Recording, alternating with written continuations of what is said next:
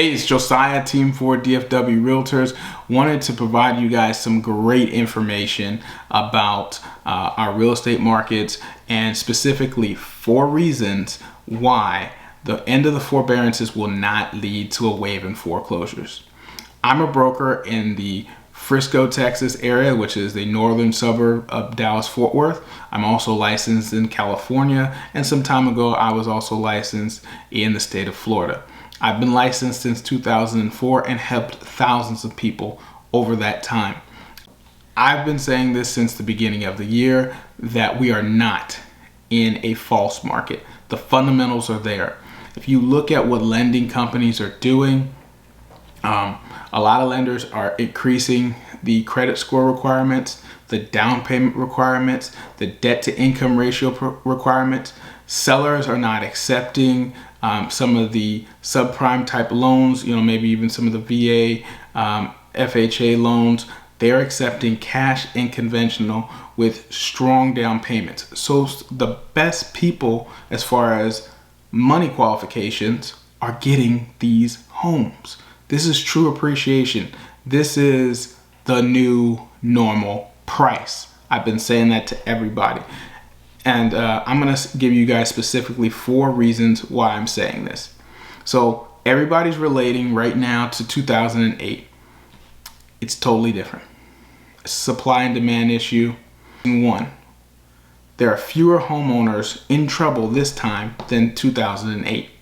In 2008, there were 9.3 million people who got foreclosed on, short sale, or just gave their house back to the bank. And right now we're at 1.8 million people in forbearance. Now all those people don't have the ability to pay. I've sold a number of homes recently for people, and as we're starting to talk about their qualifications for their next property, and we find out what their loan balance is, so we can tell them how much they're going to get once the house's loan is paid off, I noticed that their balance has bumped up since last year, and started asking questions. And some of them just said it, hey, we have the ability to pay, but we put ourselves in forbearance because that's what they allowed us to do. Wanted to save, wanted to make sure we were protected. Do I think it's a right or wrong thing to do that? That's a different video. But as we look at those 1.8 million people, it takes me to reason number 2. Most of the 1.8 million people in forbearance have enough equity to sell their home right now. 87% of those people have over 10% equity in their property. That means they have enough money to pay the fees associated with selling their property and just moving on. Very few people are going to, sell a property and then pay the difference of what they owe. They'll just give the house back in a lot of situations. So I mentioned that was 87% of the people. What's going on with the other 13%? So 13% of 1.86 million people put you to 241,800 mortgages that are in the threat of being in foreclosure. I'm just going to leave it right there, the threat, because that does not mean, again, that every single one of those people do not have the ability to pay. Some of them have always had it. Some of them are just now got it back because they've got a job. And so what I want you to do is you got to compare that to the years going up to the pandemic. Something that you guys don't pay attention to all the time is that foreclosures happen every year. When they happen in groves and waves, the whole world knows about it. But when they just happen their normal cycle and the normal amount that happen every year, where people mismanage their money or losing their job or whatever circumstances that they've gone through that doesn't allow them to pay for the mortgage, they happen every year. And you compare your 241,000 mortgages in forbearance right now in threat of foreclosure, let's compare that to the last 3 years leading up to the pandemic.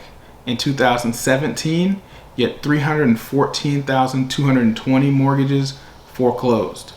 2018, you had 279,040 mortgage that foreclosed.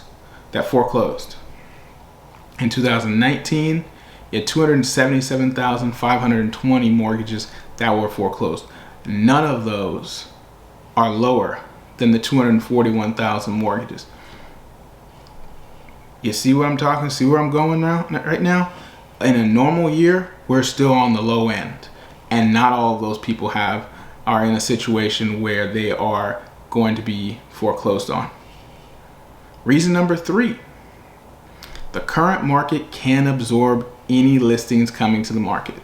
So in 2008, there was a 9-month supply of houses on the market. Right now, we're in less of a 3-month supply of houses on the market in the general U.S. market. In the Dallas-Fort Worth area, less than a month of supplies on the market. So, and as I've said, time and time again, something to pay attention to is how many offers are these houses getting.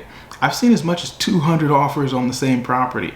Very commonly, I've seen 20 and 30 offers on the same property, and this is still going right now. I can talk about a house right now that I have listed, just because I'm not going to tell you exactly what listing it is. Put it on the market. It had over a dozen offers within the first 4 days. All of them over list price, some of them sight unseen. People are still out there actively and aggressively putting houses on the market, and they're selling very, very quickly. I have buyers who are looking for houses in specific areas that they just can't get just yet, and prices in some of those areas are going 20, 30, 40, 50, even $80,000 above list price when they finally sell. So bringing to number 4, which is ours at B will do whatever is necessary to prevent a wave of foreclosures. This means in a lot of situations, you've got lenders who are taking those mortgage payments that have been missed and putting them on the back end of the mortgage. Instead of having your mortgage, maturity at 2047 and it's going to just mature at 2048 or 49 with those payments that you missed on the back end, and you'll just pay them then.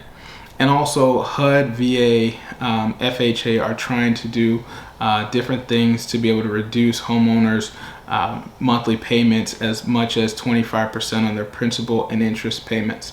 So as always, trying to give you guys great information. I think we have a 0 chance of having this set of houses who are going to come into foreclosure, hitting the market, just crashing the market.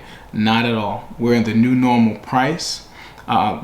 Actually, the increase in pricing that's recently happened all over the country has actually been a good thing to be able to absorb some of these properties, because now the new normal price is higher.